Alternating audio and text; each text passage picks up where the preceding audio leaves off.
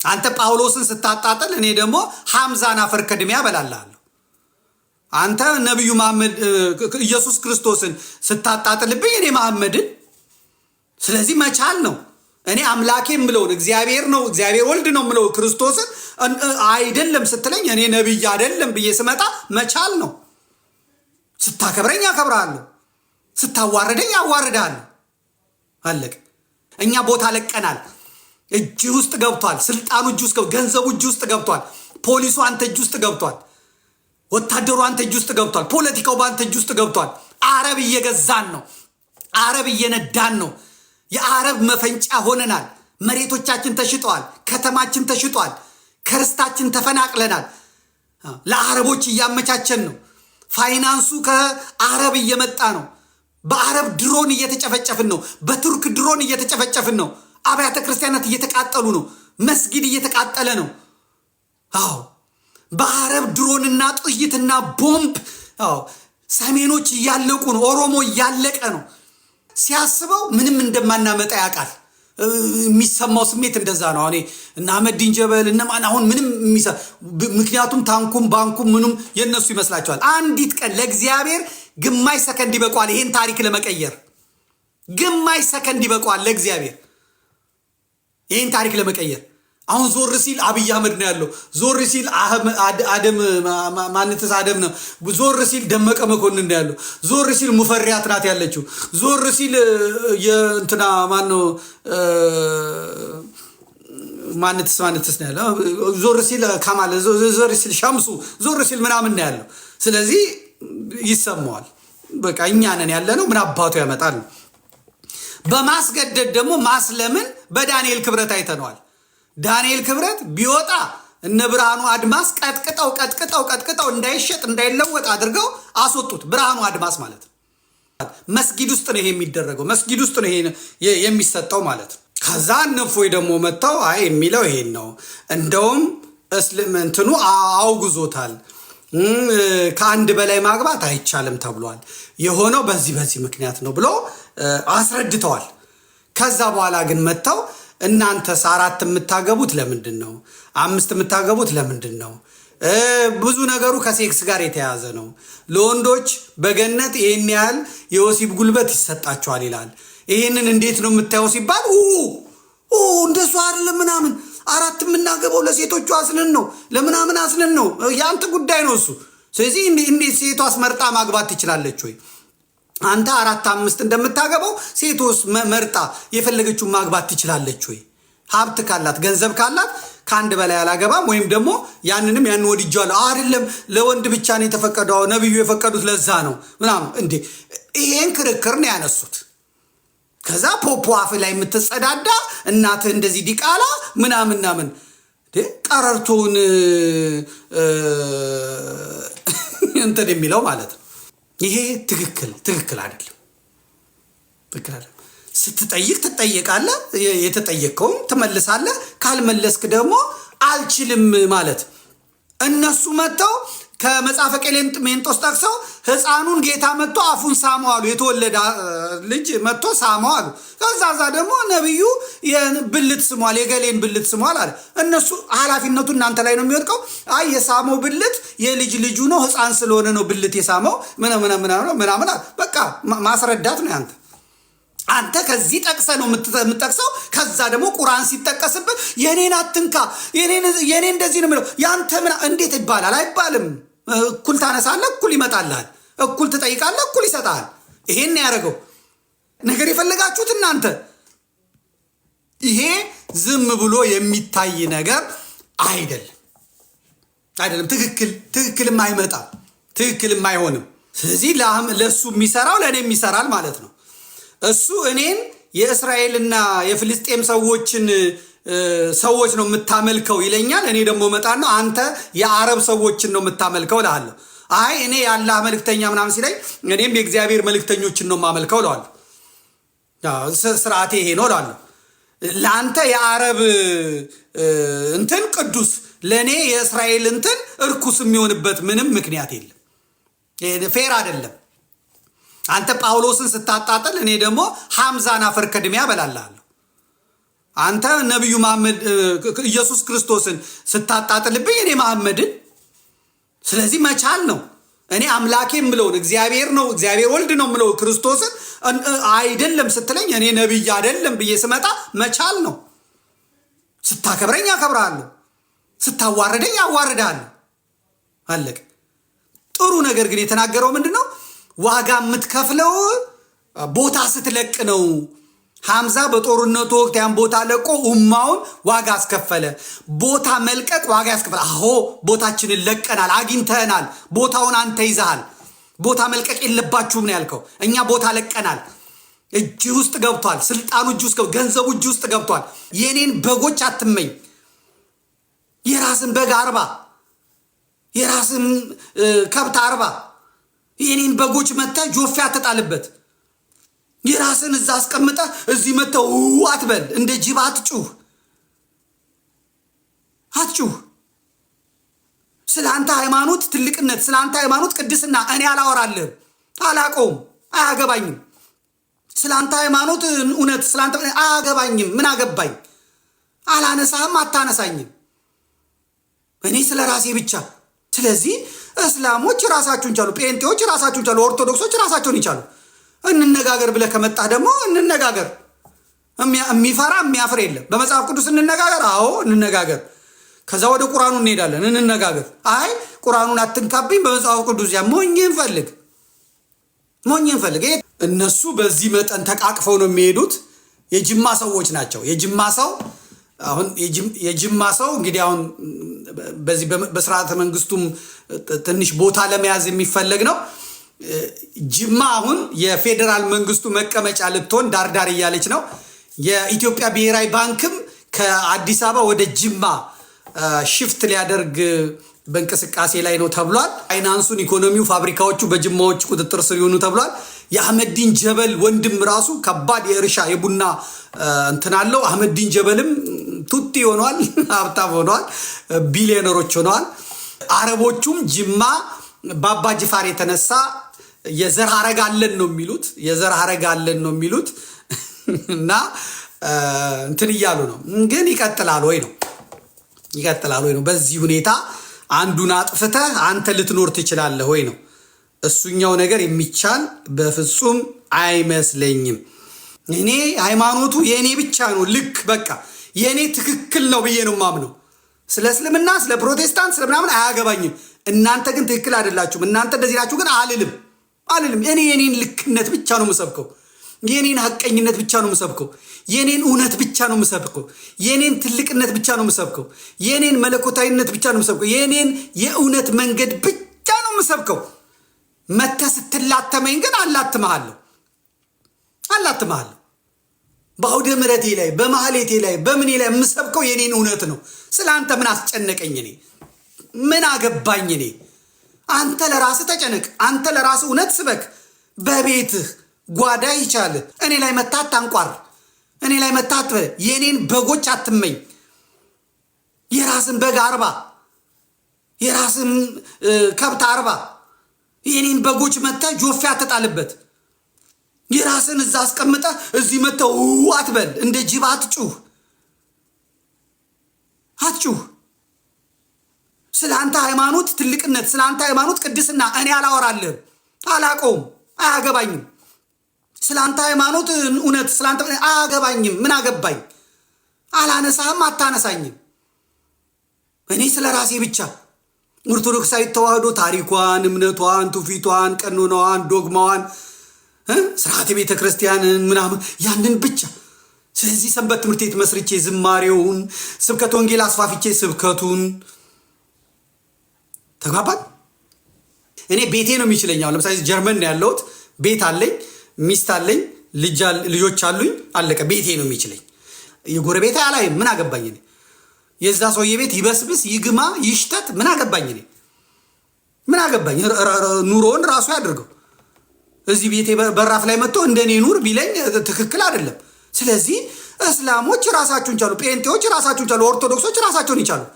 እንነጋገር ብለህ ከመጣህ ደግሞ እንነጋገር። የሚፈራ የሚያፍር የለም። በመጽሐፍ ቅዱስ እንነጋገር። አዎ እንነጋገር። ከዛ ወደ ቁርአኑ እንሄዳለን፣ እንነጋገር። አይ ቁርአኑን አትንካብኝ፣ በመጽሐፍ ቅዱስ ያ ሞኝን ፈልግ። ይሄ ትክክል አይደለም፣ ትክክል አይደለም። ስለዚህ እንትና እነ ሙራድ እንትን ብለዋል። ከዛ ሙጂብ አሚኖ አንዱ ዳቂን ከተደበቀበት ጢሻ ለመያዝ እንደዚህ ብለዋል። አሁን አንዱ ዳቂን ከተደበቀበት ጢሻ ለመያዝ የጸጥታ ግብረ ኃይል ተቋቁሞ ወደ ስራ ገብቷል። ልብ ተመልከቱ። በዚህ አጋጣሚ ለማስጠለልና ከለላ ለመስጠት የምትሞክሩ አካላት የወንጀሉ ተባባሪ በመሆናችሁ ከዚህ እኩይ እንድትርቁ እናሳስባለን አለ። አንድ የእስልምና የመጅሊስ ቃል አቀባይ ተብሎ የተሾመ ስልጤ ጉልበት አግኝቶ አቅም አግኝቶ እንትን መዋቅር አቋቁሞ ደህንነት አቋቁሞ እየላከ ነው። ምክንያቱም ሬድዋን ሁሴን ስልጤ ነው፣ ይሄ ስልጤ ነው። ስለዚህ አሁን በኦሮሞ መንግስት ስልጣን አላቸው። ደህንነቱ በሱ እጅ ነው፣ መንግስቱ በሱ እጅ ነው። እሱ ኮሚቴ አቋቁሞ እያደረገ ነው። ይገለበጣል፣ አኬር ይገለበጣል። አሳማ እንዳከልክ ሰንጋ እንዳከልክ አትኖራትም እስከ ጊዜው። ይሄን ትላለህ። ይሄ መብት አለ። አንተ ይሄን የሚል አንድ መብት ያለው ሰው አለ በኦርቶዶክስ? የለም፣ የለም። ጥጋብ እንዲህ ነው አናት ላይ የሚወጣው። እነሱ በዚህ መጠን ተቃቅፈው ነው የሚሄዱት። የጅማ ሰዎች ናቸው። የጅማ ሰው አሁን የጅማ ሰው እንግዲህ አሁን በዚህ በስርዓተ መንግስቱም ትንሽ ቦታ ለመያዝ የሚፈለግ ነው። ጅማ አሁን የፌዴራል መንግስቱ መቀመጫ ልትሆን ዳርዳር እያለች ነው። የኢትዮጵያ ብሔራዊ ባንክም ከአዲስ አበባ ወደ ጅማ ሽፍት ሊያደርግ በእንቅስቃሴ ላይ ነው ተብሏል። ወደዛ ለመሄድ ማለት ነው። ገንዘቦች ሁሉ የኢኮኖሚው ነገር ወደ ጅማ ተብሏል። ፋይናንሱን፣ ኢኮኖሚው፣ ፋብሪካዎቹ በጅማዎች ቁጥጥር ስር ይሆኑ ተብሏል። የአህመዲን ጀበል ወንድም ራሱ ከባድ የእርሻ የቡና እንትን አለው። አህመዲን ጀበልም ቱቲ ሆነዋል፣ ሀብታም ሆነዋል፣ ቢሊዮነሮች ሆነዋል። አረቦቹም ጅማ በአባ ጅፋር የተነሳ የዘር ሐረግ አለን ነው የሚሉት እና እንትን እያሉ ነው። ግን ይቀጥላል ወይ ነው? በዚህ ሁኔታ አንዱን አጥፍተህ አንተ ልትኖር ትችላለህ ወይ ነው? እሱኛው ነገር የሚቻል በፍጹም አይመስለኝም። ካልተቻለና ካልሆነ ደግሞ በጊዜ ነገሮችን መፈለግ ያስፈልጋል ማለት ነው። ሳይባል ሲመጣ እንትን ስለ ስፐርም ተነስቷል። የተጻፈው እንትን ላይ ነው፣ መጽሐፍ ቁርአን ላይ ነው። ስለ ህፃን ጋብቻ የተነሳው እዛ ላይ ነው። ስለ ግብረ ሰዶም የተጻፈው እዛ ላይ ነው። እነሱ መጥተው ከመጽሐፈ ቄሌምንጦስ ጠቅሰው ህፃኑን ጌታ መጥቶ አፉን ሳመው አሉ። የተወለደ ልጅ መጥቶ ሳመው አሉ። ከዛ ደግሞ ነብዩ የብልት ስሟል፣ የገሌን ብልት ስሟል አለ። እነሱ ኃላፊነቱ እናንተ ላይ ነው የሚወድቀው። አይ የሳመው ብልት የልጅ ልጁ ነው፣ ህፃን ስለሆነ ነው ብልት የሳመው ምናምን። በቃ ማስረዳት ነው ያንተ። አለቀ። አንተ ከዚህ ጠቅሰ ነው የምትጠቅሰው። ከዛ ደግሞ ቁርአን ሲጠቀስበት የኔን አትንካ፣ የኔ እንደዚህ ነው የሚለው። ያንተ እንዴት ይባላል? አይባልም። እኩል ታነሳለህ፣ እኩል ይመጣልሃል። እኩል ትጠይቃለህ፣ እኩል ይሰጣል። ይሄን ያደረገው መልኩን አልደበቀ፣ ፊቱን አልደበቀ፣ ስሙን አልደበቀ። ሰማዕት እኮ ነው ይሄ ልጅ፣ ሐዋርያ እኮ ነው ይሄ ልጅ። ነገር አልፈለገ። ነገር የፈለጋችሁት እናንተ። ይሄ ዝም ብሎ የሚታይ ነገር አይደለም። ትክክልም አይመጣም፣ ትክክልም አይሆንም። እንቀጥላለን። ብዙ ጊዜ መድረክ ላይ ይናገራሉ። ነብዩ ሰለላሁ ዐለይሂ ወሰለም እሁድ ጦርነት ላይ ጀበል ሩማት ላይ እነዛን 50 ሩማቶችን ሲያስቀምጧቸው ወስያቸው ምን ነበር? በሞት እንኳን ቦታ አትልቀቁ ነው አይደለም? በሞት የመጨረሻው ከነብዩ ሞት በላይ አይደለም። እኔ በሞት ድል ብናደርግ ቦታ እንዳትለቁ። ቦታ ለቀቁ። ኡማው ዋጋ ከፈለ። ሐምዛን አጣ ረዲየላሁ ዐንሁ። እነዛን ኺረተል ኸልቅ የተባሉ ኺረተ ሰሃባ 70 ሹሃዳ አልሁድ አጣናቸው። ሁልጊዜ ቦታ ከለቀቅን ምን ከፍለ ዋጋ ቦታ አለቀ። ስለዚህ ለሱ የሚሰራው ለእኔም ይሰራል ማለት ነው። እሱ እኔን የእስራኤልና የፍልስጤም ሰዎች ነው የምታመልከው ይለኛል። እኔ ደግሞ መጣና አንተ የአረብ ሰዎችን ነው የምታመልከው እልሃለሁ። አይ እኔ የአላህ መልእክተኛ ምናምን ሲለኝ እኔም የእግዚአብሔር መልእክተኞችን ነው የማመልከው እለዋለሁ። ስርዓቴ ይሄ ነው እላለሁ። ለአንተ የአረብ እንትን ቅዱስ፣ ለእኔ የእስራኤል እንትን እርኩስ የሚሆንበት ምንም ምክንያት የለም። ፌር አይደለም። አንተ ጳውሎስን ስታጣጥል እኔ ደግሞ ሐምዛን አፈር ከድሜ አበላልሃለሁ። አንተ ነቢዩ መሐመድ ኢየሱስ ክርስቶስን ስታጣጥልብኝ እኔ መሐመድን። ስለዚህ መቻል ነው። እኔ አምላኬ የምለውን እግዚአብሔር ነው እግዚአብሔር ወልድ ነው የምለው ክርስቶስን አይደለም ስትለኝ እኔ ነቢይ አይደለም ብዬ ስመጣ መቻል ነው። ስታከብረኝ አከብርሃለሁ፣ ስታዋርደኝ አዋርድሃለሁ። አለቅ። ጥሩ ነገር ግን የተናገረው ምንድን ነው? ዋጋ የምትከፍለው ቦታ ስትለቅ ነው። ሐምዛ በጦርነቱ ወቅት ያን ቦታ ለቆ ኡማውን ዋጋ አስከፈለ። ቦታ መልቀቅ ዋጋ ያስከፈለ። አዎ ቦታችንን ለቀናል፣ አግኝተናል። ቦታውን አንተ ይዘሃል። ቦታ መልቀቅ የለባችሁም ነው ያልከው። እኛ ቦታ ለቀናል። እጅ ውስጥ ገብቷል። ስልጣኑ እጅ ውስጥ ገብቷል። ገንዘቡ እጅ ውስጥ ገብቷል።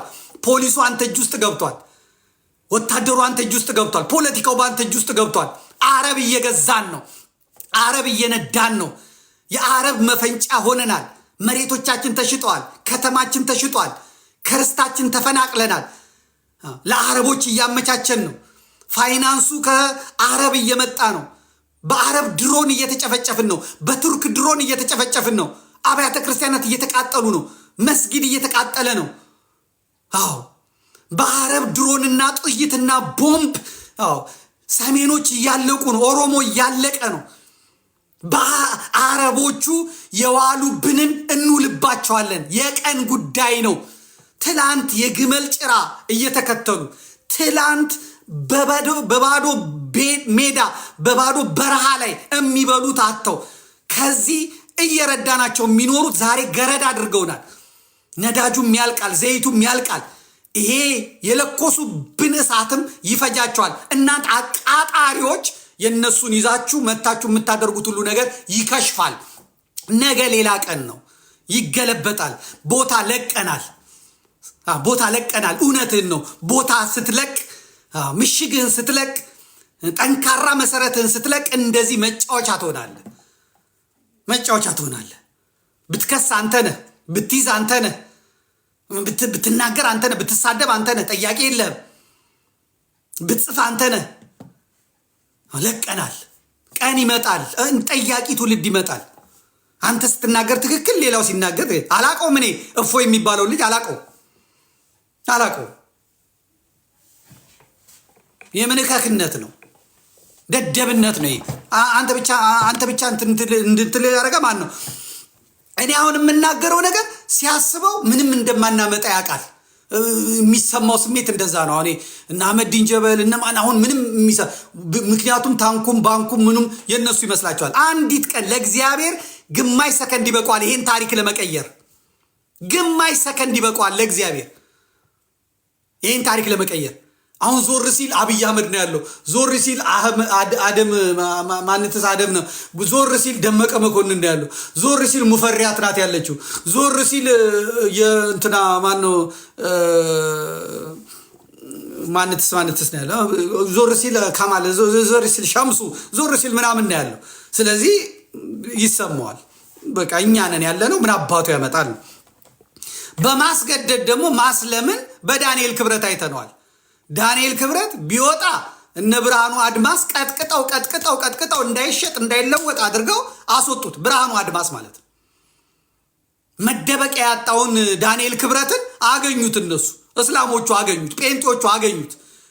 ዳንኤል ክብረት ቢመጣም የሚቀበለው ስለሌለ ይሄ ስኳድ የጎንደር ስኳድ ብርሃኑ አድማስ የተባለ መሰሪ ሾተ ላይ ልጁን ጃስ ብሎ ልጁን ነርቨስ አድርጎ እዛ ቤተ መንግስት አስገባው። ከዛም ከወጣ ማረፊያ የለውም። እንደ ድሮ ሄዶ መስበክ አይችልም። አበል መቀበል አይችልም። አንድ ቦታ እኮ ሄዶ $5,000-6,000 በ4 ቀን ተቀብሎ የሚመጣ ልጅ አሁን ኬት ያመጣል? ስለዚህ እዚሁ መበስበስ ይሻላል። ከእኛ ጋር ለመኖር ደግሞ እኛኑን አሉት። እሺ ጸሎት ቦታችን ተገኘ። እሺ ግራኝ አህመድ ጻድቅ ነው በለ። እሺ እንደዚህ እኮ ብለህ ጽፈሃል። ማህበረ ቅዱሳን ነው ከሁለተኛውን እትም ያስተካክለው። እኔ ምንም አልልም። በቃ አላሁ አክበር ብሎ ሻሃዳ ይዞ መስለም ነው እንጂ ያቃተው ዳንኤል ክብረት እስላም ሆኖ ቁጭ አለ። አለቀ። ስለዚህ አስጨንቆ መግዛትን ያውቁበታል። ያን ዳንኤል ክብረት ላይ ሲጮሁ የነበሩት በሙሉ አሁን ይናገሩታል። ዳንኤል ክብረትን አይናገሩትም። ይጋብዙታል። ምን ይሉታል? ለምን? ሻዳ ሲይዘውታል፣ አስልመውታል። በቃ አለቀ። አፉን አይከፍትባቸውም፣ መልስ አይሰጣቸውም፣ አይናገራቸውም።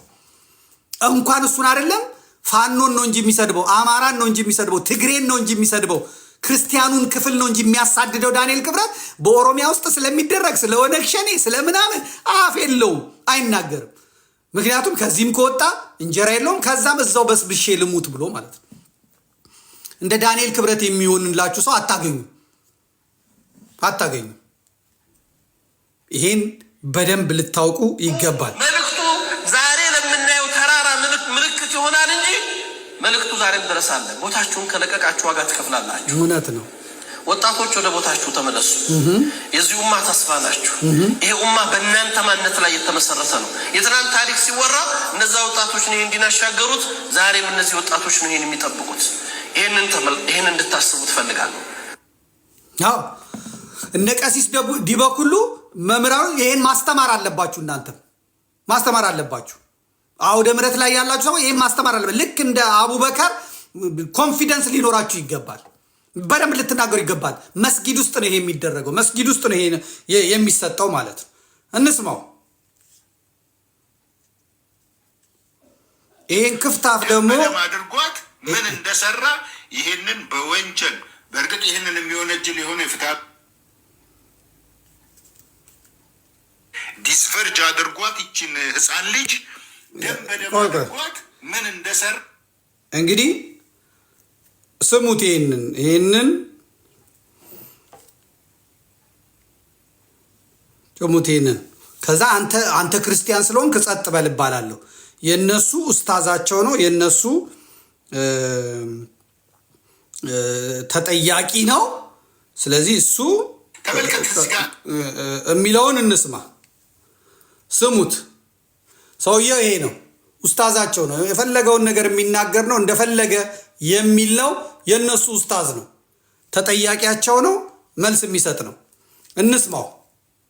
ተመልከት። እዚህ ጋር እግዚአብሔር ዲስፈርጅ አድርጓት ይችን ህፃን ልጅ ደም በደም አድርጓት ምን እንደሰራ ይሄንን በወንጀል በእርግጥ ይሄንን የሚወነጅል የሆነ የፍትሐ ብሔር ህግ አለመኖሩ ነው እንጂ ይሄ ወንጀል ነው፣ ያስከስሳል። ስለዚህ በዚሁ አጋጣሚ መጽሐፋችሁ መከሰስ አለበት። የህፃናትን ልጆች በዚህ አይነት መልኩ ይህን አይነትን ድርጊት ኢሰብአዊ ድርጊት መፈጸም ከባድ ወንጀል ነው። ዓለማትን የፈጠረ አምላክ እንዲህ አይነት ማንነት ይገባዋል ብዬ በጭራሽ አላምንም። ማን ነው ታዲያ ይህን ያደረገው? መጽሐፉን የጻፉ ሰዎች እነማን አለብኝ? በፈጣሪ ላይ እንዲህ አይነት የክብርን ወሰን ተላልፈዋል። እንዳንተ አይነቱ ዲቃላና ቡችላ በነቢዩ ላይና በፈጣሪ ላይ ወሰንና ድንበርን ቢተላለፉ አትገርምም። ምክንያቱም አንተ እዚህ ግባ የምትባል ሰው አይደለም። አንተ እንደ ፖፖ አፍህ ላይ የሚሸናብህ ሰው ነህ። በአፍህ የምትሸና በአፍህ የምትጸዳዳ ግለሰብ ነህ።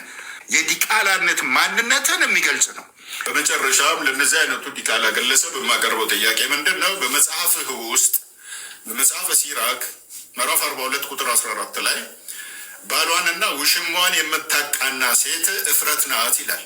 ስለዚህ ለእንዳንተ አይነት እናቶች ከአንድ በላይ ውሽማ ከአንድ በላይ ባሎች እንደነበሯቸው ከዚህ ጥቅስ እንረዳለን። ስለዚህ እናትህ ከስንተኛ ባሏ ነው አንተን የወለደች? ታውቋለህ። እውነታ መደበቅ የለም፣ መወሻሸት የለም። አቋን እንድታመጣ ፈልጋለሁ።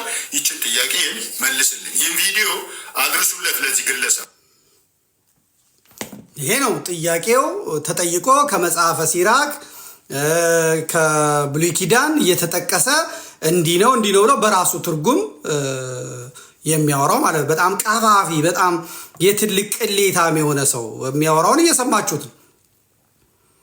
ከዛ እነፎይ ደግሞ መጥተው አይ የሚለው ይሄን ነው፣ እንደውም እስልምናኑ አውግዞታል፣ ከአንድ በላይ ማግባት አይቻልም ተብሏል፣ የሆነው በዚህ ምክንያት ነው ብሎ አስረድተዋል። ከዛ በኋላ ግን መጥተው እናንተስ 4 የምታገቡት ለምንድን ነው? 5 የምታገቡት ለምንድን ነው? ብዙ ነገሩ ከሴክስ ጋር የተያዘ ነው። ለወንዶች በገነት ይሄን ያህል የወሲብ ጉልበት ይሰጣቸዋል ይላል። ይሄንን እንዴት ነው የምታየው ሲባል እንደሱ አይደለም ምናምን 4 የምናገባው ለሴቶቹ አስነን ነው ለምናምን አስነን ነው ያንተ ጉዳይ ነው እሱ። ስለዚህ እንዴት ሴቷስ መርጣ ማግባት ትችላለች ወይ? አንተ 4 5 እንደምታገባው ሴቶስ መርጣ የፈለገችውን ማግባት ትችላለች ወይ? ሀብት ካላት ገንዘብ ካላት ከአንድ በላይ አላገባም ወይም ደግሞ ያንንም ያን ወድጃለሁ አይደለም ለወንድ ብቻ ነው የተፈቀደው ነብዩ የፈቀዱት ለዛ ነው ምናምን እንዴ ይሄን ክርክር ነው ያነሱት። ከዛ ፖፖ አፍ ላይ የምትጸዳዳ እናትህ እንደዚህ ዲቃላ ምናምን ቀረርቶን እንትን የሚለው ማለት ነው። ይሄ ትክክል አይደለም። ስትጠይቅ ትጠየቃለህ፣ የተጠየቀውን ትመልሳለህ። ካልመለስክ ደግሞ አልችልም ማለት ኡስታዞቹ ሲከራከሩ ሰምተናል። በቃ በ9 ዓመቷ ገብቶባታል እንበል ባንልስ ብናምን ምን ያመጣሉ? ምን አስጨነቀ? መጀመሪያ እዚህ ጥያቄ ውስጥ እንዲገባ ለምን መንገድ ከፈትክ? ከዛ ፖሊስ ጥሩልኝ፣ ወታደር ጥሩልኝ ምናምን ምን አባባለ? ይሄ ራሱ ትክክል አይደለም። እኔ ሃይማኖቱ የኔ ብቻ ነው ልክ በቃ የኔ ትክክል ነው ብዬ ነው ማምነው። ስለ እስልምና ስለ ፕሮቴስታንት ስለ ምናምን አያገባኝም። እናንተ ግን ትክክል አይደላችሁም፣ እናንተ እንደዚህ ናችሁ ግን አልልም። እኔ የኔን ልክነት ብቻ ነው የምሰብከው፣ የኔን ሐቀኝነት ብቻ ነው የምሰብከው፣ የኔን እውነት ብቻ ነው የምሰብከው፣ የኔን ትልቅነት ብቻ ነው የምሰብከው፣ የኔን መለኮታዊነት ብቻ ነው የምሰብከው፣ የኔን የእውነት መንገድ ብቻ ነው የምሰብከው። መተህ ስትላተመኝ ግን አላትምሃለሁ። በአውደ ምሕረቴ ላይ በማህሌቴ ላይ በምኔ ላይ የምሰብከው የኔን እውነት ነው። ስለ አንተ ምን አስጨነቀኝ? እኔ ምን አገባኝ? እኔ አንተ ለራስህ ተጨነቅ፣ አንተ ለራስህ እውነት ስበክ። በቤትህ ጓዳ ይቻል ቤት ይቻል እኔ ላይ መታት ታንቋር፣ እኔ ላይ መታት የኔን በጎች አትመኝ። የራስን በግ 40 የራስን ከብት 40 የኔን በጎች መተህ ጆፌ አትጣልበት። የራስን እዛ አስቀምጠህ እዚህ መተህ አትበል። እንደ ጅብ አትጩህ። ስለ አንተ ሃይማኖት ትልቅነት፣ ስለ አንተ ሃይማኖት ቅድስና እኔ አላወራልህም፣ አላቀውም፣ አያገባኝም። ስለ አንተ ሃይማኖት እውነት ስለ አንተ አያገባኝም። ምን አገባኝ?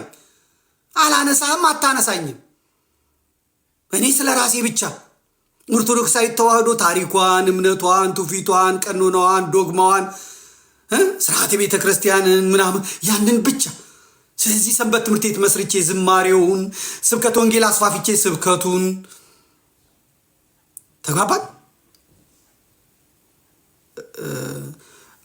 እዚህ ጋር እንትን የምታደርጉ እንግዲህ ብዙ ሰዎች እየጻፋችሁ ነው። ይሄ ብልግና ምናምን ተው፣ እዚህ ውስጥ የለም። የምንነጋገረው እውነት ስለሆነ ይሄን ብልግና ምናምን ተው። በቃ አያችሁ፣ እኔ ፔጅ ላይ ያለውን ሰላም አያችሁ። ሙስሊሞቹ እየሰሙ ነው፣ ካቶሊኮች። እውነት ነው የምናገረው፣ ማንንም የማይጎዳ እውነት ነው የምናገረው። እኔ ቤቴ ነው የሚችለኝ። አሁን ለምሳሌ ጀርመን ነው ያለሁት፣ ቤት አለኝ፣ ሚስት አለኝ፣ ልጆች አሉኝ፣ አለቀ። ቤቴ ነው የሚችለኝ። ቤታችን ውስጥ እንደፈለግን እንሆናለን። ስርዓት አለን፣ የራሳችን መመሪያ አለን፣ የምግብ ስርዓት አለን፣ የህይወት ስርዓት አለን፣ ፍልስፍና አለን። ጎረቤት ደግሞ አለን። እዚህ ጎረቤቶቹ የራሳቸው ነው፣ አኗኗራቸው አያገባንም፣ ምናቸው አያገባንም። እኔ ቤቴ ውስጥ ሳሎኔን አሳምራለሁ፣ መኝታ ቤቴን አሳምራለሁ፣ ኪችኔን አሳምራለሁ፣ ስቱዲዮን አሳምራለሁ፣ የምበላው ምግብ አሳምራለሁ። ገቢዬን ለማሳደግ እንወድቃለን፣ እንነሳለን። የጎረቤት ላይ ምን አገባኝ? የዛ ሰውዬ ቤት ይበስብስ ይግማ ይሽተት ምን አገባኝ? ምን አገባኝ? ኑሮውን ራሱ ያድርገው። እዚህ ቤቴ በራፍ ላይ መጥቶ እንደኔ ኑር ቢለኝ ትክክል አይደለም። ስለዚህ እስላሞች ራሳቸውን ቻሉ፣ ጴንጤዎች ራሳቸውን ቻሉ፣ ኦርቶዶክሶች ራሳቸውን ይቻሉ። እንነጋገር ብለህ ከመጣህ ደግሞ እንነጋገር። የሚፈራ የሚያፍር የለም። በመጽሐፍ ቅዱስ እንነጋገር። አዎ እንነጋገር። ከዛ ወደ ቁርአኑ እንሄዳለን። እንነጋገር። አይ ቁርአኑን አትንካብኝ፣ በመጽሐፍ ቅዱስ ያ ሞኝን ፈልግ። ይሄ ትክክል አይደለም፣ ትክክል አይደለም። ስለዚህ እንትና ሙራድ እንትን ብለዋል። ከዛ ሙጂብ አሚኖ አንዱ ዳቂን ከተደበቀበት ጢሻ ለመያዝ እንደዚህ ብለዋል። አሁን አንዱ ዳቂን ከተደበቀበት ጢሻ ለመያዝ የጸጥታ ግብረ ኃይል ተቋቁሞ ወደ ስራ ገብቷል። ተመልከቱ። በዚህ አጋጣሚ ለማስጠለልና ከለላ ለመስጠት የምትሞክሩ አካላት የወንጀሉ ተባባሪ በመሆናችሁ ከዚህ እኩይ እንድትርቁ እናሳስባለን አለ። አንድ የእስልምና የመጅሊስ ቃል አቀባይ ተብሎ የተሾመ ስልጤ ጉልበት አግኝቶ አቅም አግኝቶ እንትን መዋቅር አቋቁሞ ደህንነት አቋቁሞ እየላከ ነው። ምክንያቱም ሬድዋን ሁሴን ስልጤ ነው፣ ይሄ ስልጤ ነው። ስለዚህ አሁን በኦሮሞ መንግስት ስልጣን አላቸው። ደህንነቱ በሱ እጅ ነው፣ መንግስቱ በሱ እጅ ነው። እሱ ኮሚቴ አቋቁሞ እያደረገ ነው። ይገለበጣል፣ አኬር ይገለበጣል። አሳማ እንዳከልክ ሰንጋ እንዳከልክ አትኖራትም እስከ ጊዜው። ይሄን ትላለህ። ይሄ መብት አለ። አንተ ይሄን የሚል አንድ መብት ያለው ሰው አለ በኦርቶዶክስ? የለም፣ የለም። ጥጋብ እንዲህ ነው አናት ላይ የሚወጣው። ከዛ በኋላ ደግሞ እኛ እንትን እያልን እንቀጥላለን ማለት ነው። ሌላው በዚህ በኩል ወዲና ወዲ የሚሉ ነገሮች አሉ። እነሱ በዚህ መጠን ተቃቅፈው ነው የሚሄዱት። የጅማ ሰዎች ናቸው። የጅማ ሰው አሁን የጅማ ሰው እንግዲህ አሁን በዚህ በስርዓተ መንግስቱም ትንሽ ቦታ ለመያዝ የሚፈለግ ነው። ጅማ አሁን የፌዴራል መንግስቱ መቀመጫ ልትሆን ዳርዳር እያለች ነው። የኢትዮጵያ ብሔራዊ ባንክም ከአዲስ አበባ ወደ ጅማ ሽፍት ሊያደርግ በእንቅስቃሴ ላይ ነው ተብሏል። ወደዛ ለመሄድ ማለት ነው። ገንዘቦች ሁሉ የኢኮኖሚው ነገር ወደ ጅማ ተብሏል። ፋይናንሱን፣ ኢኮኖሚው፣ ፋብሪካዎቹ በጅማዎች ቁጥጥር ስር ይሆኑ ተብሏል።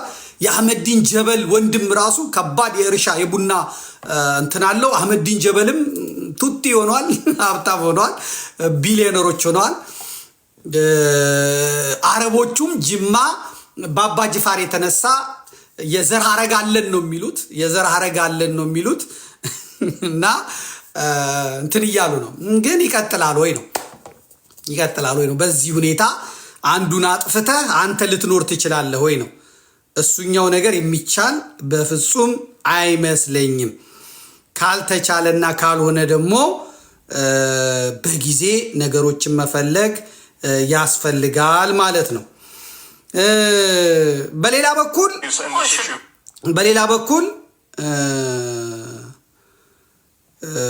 በኩል